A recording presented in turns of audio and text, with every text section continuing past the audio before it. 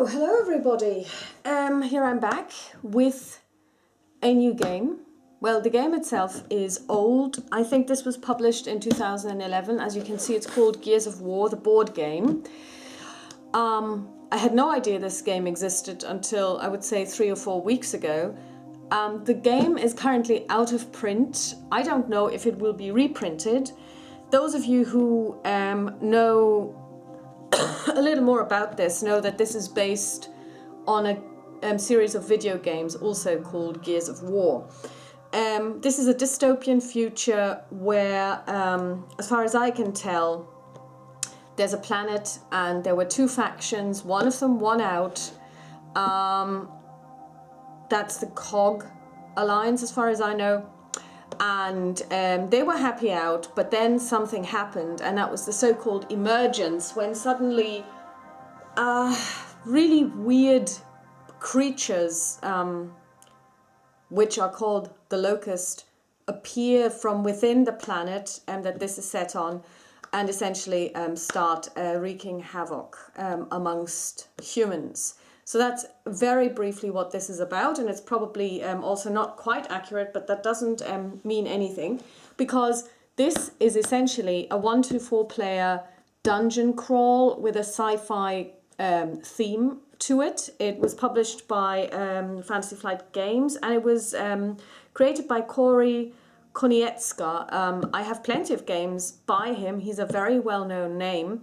And I've seen multiple playthroughs through this game. The most interesting and probably in my view most entertaining playthrough series is the one by Black Belt Gaming.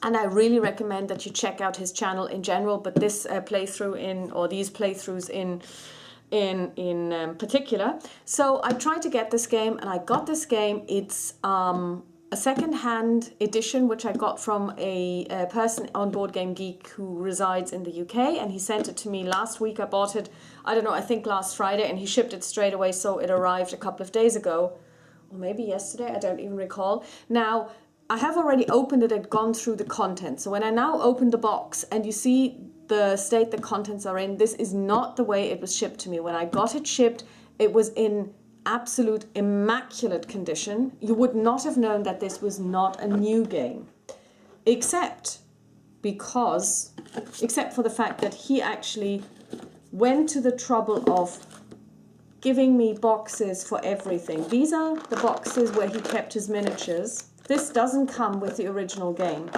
Here's another little box which contains markers. Here is a baggie with more markers. Here's another baggie with even more markers. Here's a bag with all the dice that come with the game, custom dice, and also he included the proof of purchase token. So this apparently is quite important if you ever have any problems with a game and you need something from from Fantasy Flight Games. You can use this to prove that you actually bought it yourself, which is fair enough. So this is amazing. I mean, this guy kept he kept this game in such good shape. It's amazing. So let's take a look at the components. Here we have more miniatures, and of course this is a miniature based game, and the miniatures are probably already assembled. So these come like this. So we have different miniatures of different types of enemies.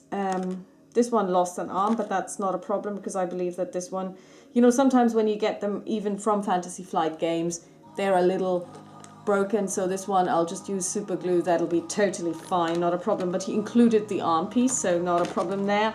Here we have, I think these are boomers. I don't really know all of these too well.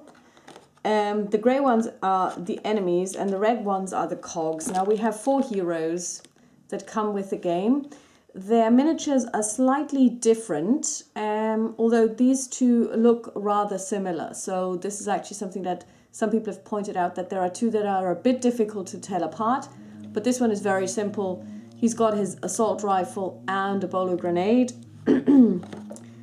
And here we have the 3 that are just holding guns, and they do look quite similar, but that's fine. I will probably write the names on the bases to tell them apart. I don't think I'll paint them. Then we have more minis, and this is probably the Berserker. Yes, this is she. This is the Berserker miniature, and I'm told that this is actually a female locust. She's the antagonist in the China shop scenario. The details on the miniatures are great. If you are really into painting, I mean, I am into painting, but I don't think I'm going to paint these guys. This is a really lovely game to paint miniatures for, because they are really detailed and they're also quite big. So if you've never painted, so they're much bigger than the Lord of the Rings ones that I've been painting, so this would be much easier. Here we've got more. These would be the Wretches, and those of you who have watched Black Belt Gaming's playthrough would recognize this one. This guy is George. So this is George the Wretch. This is a ticker. So we've got 1, 2, 3, 4, 5 wretches, 6 wretches. We have 2, 4, 6 tickers. And here we have, they have a talk bow. I don't know what these are called, because like I said, I've never played the video game. So if you've played the video games, you'll just take one look and you'll go, ah, yeah, that's them. There are, there's a Berserker, there's tickers, there's wretches, there is boomers, there is some kind of guards. But obviously I've never really played the game myself. I've only ever watched playthroughs, so I don't really remember every little detail. But of course that's also a part of the fun of the game, to learn about all of these creatures and see how they work. It's a card-driven game with a very nice mechanic, which is different from the mechanic, for example, in the game that I'm playing at the moment, which is similar from some perspectives, namely the Descent 2nd edition, which is also a dungeon crawl. But before we go into details, I would like to show you a couple of things. First of all, the game is played in scenarios, and you have different scenarios, and the one that you should probably start with is the emergence scenario. Now, how this works is that each scenario has a setup where you put together the locations. The locations are made up of these boards. So they're not like, they don't interlock. Excuse me. They don't interlock like, for example, in Castle Ravenloft or in Descent, but you just basically put them next to each other using these arrows to find how they get together. So basically, each scenario has different levels, and each level has locations, and these numbers here, 2A, 9A, 12A, 16A, correspond to the actual numbers on these boards. So this is how you make up your dungeon. So this one, Emergence, only has one level. You see level 2 and level 3 don't exist. And then you have the different stages that you play through, and the stages may have different rules, special rules. And once you have finished a stage, you flip the card and the card will tell you what to do. So very simple setup, so nothing really to worry about here. So you have these, and this is the deck of different scenarios that you have. There's also a scenario pack that came out a couple of years later.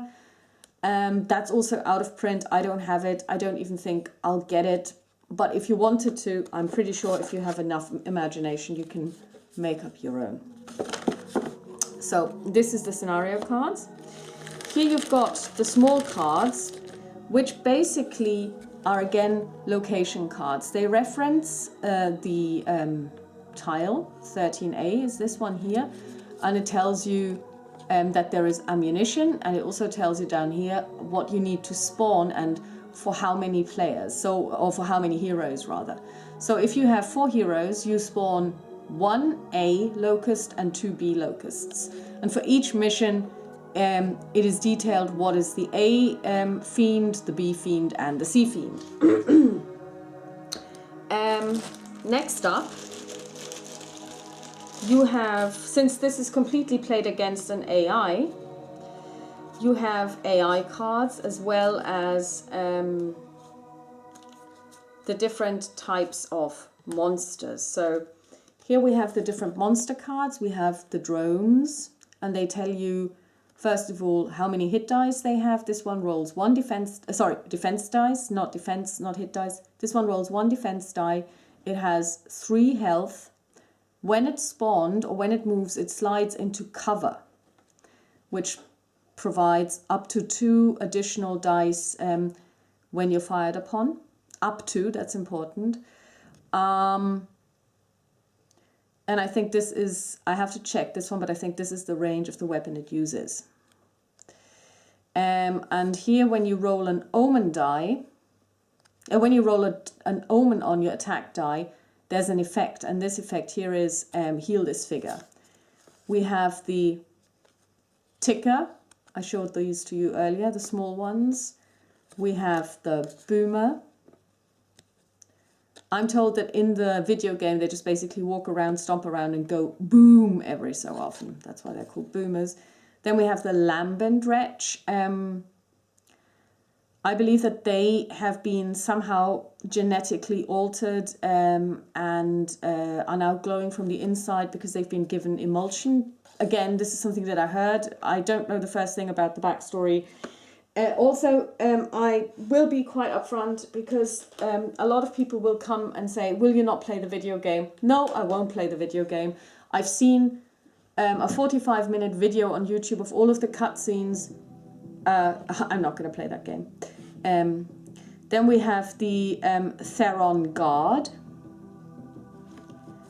We have the normal wretch as opposed to the lambent wretch. So this is basically George. We have the Berserker, a female locust. I don't know why this is important, but she's always referred to as she, and people make damn sure that you understand that she's a woman. I don't know what this is supposed to mean. We have the Cantus, the Grinder, and the Scourge. I have not seen those in play yet. And we're back to the drone. So these are basically the enemy cards that tell you exactly how the enemy behaves, how much health they have, and what their defense die or dice are. Then this wouldn't be a game of soldiers if you didn't have weapons. So you have different weapons. This is a mulcher, a mortar, a gnasher, shotgun, boom shield, bolt-on pistol, a scorcher, torque bow, very powerful this one, boom shot, and long shot sniper rifle. Now, when you get a weapon, you also get ammunition. Usually get 2 ammo tokens. You see 2 values here, in this case 2 and 5. 2 is the number of attack dice that you roll if you're not expending a whole clip, if you don't go into overkill mode. If you do go into overkill mode, you have to spend 1 ammo token, but then you get to roll 5 dice. However, if you've run out of ammo tokens, you cannot use this weapon anymore.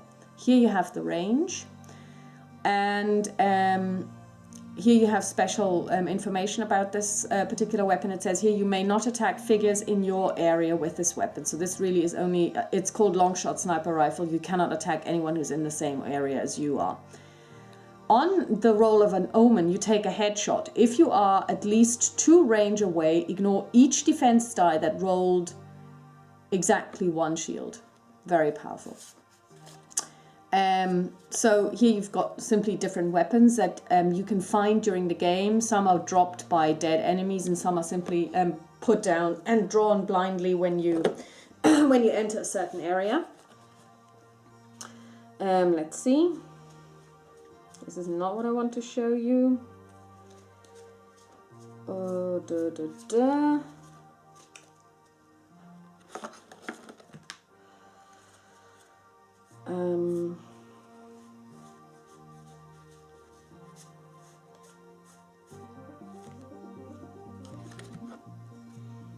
these are our heroes that come with the game. They are also in the video game. Damon Baird. This tells you what kind of equipment he comes with. His starting equipment is a Lancer assault rifle, a snub pistol, and 2 bolo grenades. He has 1 defense die, and his special ability, this is very important, each one of them is quite unique in the special abilities that they have. Do not discard an order card from your hand to activate equipment or pick up dropped weapons. You may have a maximum of 5 weapons cards instead of 4. This guy can have 5 weapons, and also, and I'll talk to you about this later when I describe how the game is played, he does not, when he takes the action to pick up a dropped weapon, he doesn't have to expend an order card for this. Next up we have Marcus Phoenix. Apparently he's a very important figure in the video games. He starts with a Lancer assault rifle and 3 ammunition, and a snub pistol with 1 ammo and 1 bolo grenade. His special abilities are that his maximum hand size is 7 cards. Now this is very important. Usually you get 6 cards, that's your hand size, and you can heal at the beginning of your turn by drawing 2 cards maximum. You can never have more than 6 cards, except if you're Marcus, because then you can have 7. And the hand that you have is also your health. If you run out of cards and you take a wound, you start bleeding out. So in that, it's quite a lot like the PACG, where you have a certain hand, and when you take damage, you have to discard cards. And if you can't discard cards, you're dead. And also, he rolls 1 additional die when using his Lancer's constant ability. Now, the Lancer rifle is an assault rifle, but it has a chainsaw at the bottom. And when you roll, you can decide not to shoot at your enemy, but to rather take its constant ability, i.e. use the shotgun, the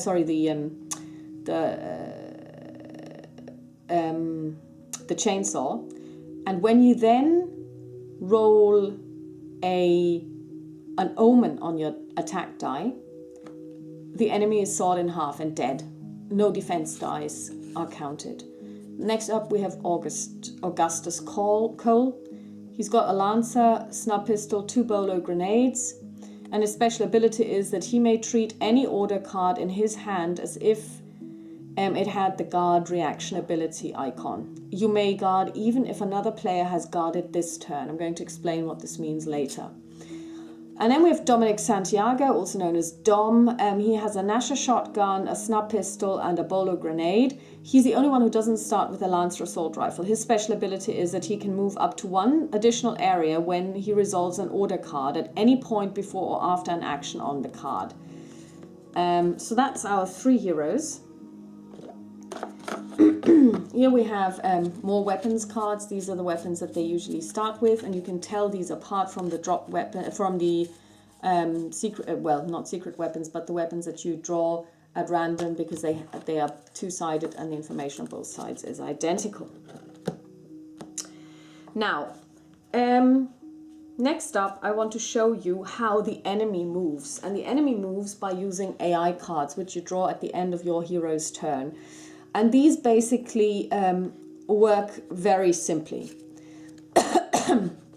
Here we have, let's say, a Cantus card. So you can tell which type of, and when you set up your scenario, you're told which of these to use. So for example, if you have a scenario that doesn't have any Cantus locusts, you would not be asked to include these cards in the game because it doesn't make any sense. So let's say you have Cantus on your board, then it says here, if 1 or more Cantus is in play, each Countess moves 2 areas toward the nearest cog figure and then attacks him if in line of sight. Otherwise, spawn 1 Countess at the emergence hole nearest you. So basically, you usually have 2 sections. You have the if such and such is in play, if it's a card that deals with a particular locust, and then an otherwise section. It can also be a general card, like this event, firefight. In this case, different locust cards are activated, and it actually doesn't even necessarily tell you which ones. It may also be enemy A, enemy B, enemy C, depending on, so that it works for each scenario and different enemies. So basically you draw 1, or usually you draw 1 at the end of your turn, and that can mean that everyone moves. And last but by no means least are the order cards. Now order cards are, first of all, your lifeblood. If you're out of order cards and you get attacked and you take damage, you die or you start bleeding out. But they also tell you what you can do on your turn. So here we've got the card Charge, which allows you to move up to 1 area and then perform 1 attack against a figure in your area with +1 attack die. Then you have others that allow you to scavenge. For example, it means you can look for ammunition. There's one called Roadie Run, which allows you to move up to 5 areas, which is important if you need to get to the exit or if you need to complete a particular task that involves moving. But each of these can also be played without, if you like, invoking its effects, but simply by playing the card, which means discarding the card, you can do certain things. You can pick up a dropped weapon, heal a bleeding cog on your space, move 1 area, move up to 2 areas and make 1 attack. So you can either follow the information on the card, or you can use the card and discard it to do something else. However, on each of your turns, you have to play 1 card.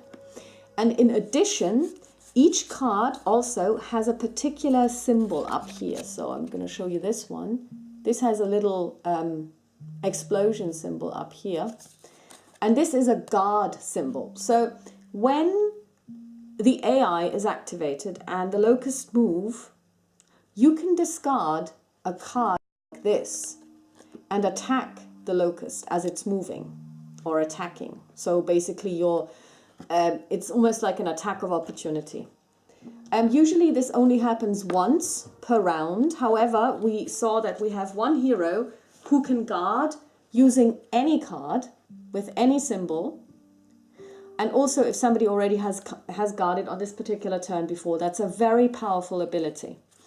Here you have the so-called dodge symbol, which essentially says +2. So when you discard this card, you add 2 defense dice.